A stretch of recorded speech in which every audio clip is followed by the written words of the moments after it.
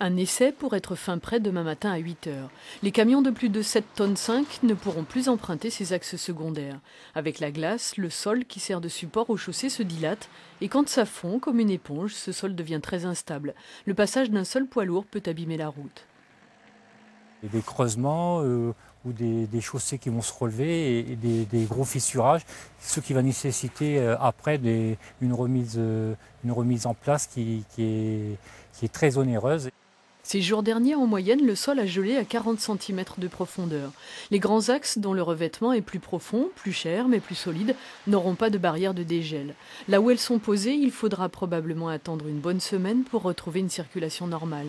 Il faut que le sol support retrouve une portance correcte. Alors on fait ce qu'on appelle des mesures de déflexion. Alors pour faire simple, on fait passer une charge sur la chaussée et on mesure en fait la déformation provoquée par cette charge. Quant au transport scolaire, même si les bus font plus de 7,5 tonnes, ils pourront circuler dans tout le département dès demain matin par dérogation pour que les écoles retrouvent au plus vite un rythme normal.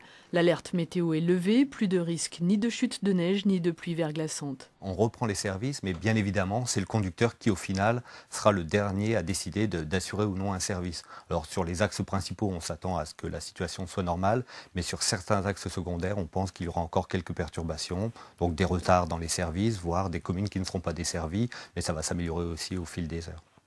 Pas facile de gérer dans l'urgence d'une alerte météo, un réseau qui couvre presque toutes les communes du département, avec 330 bus qui chaque jour parcourent plus de 40 000 km, l'équivalent d'un tour de terre quotidien.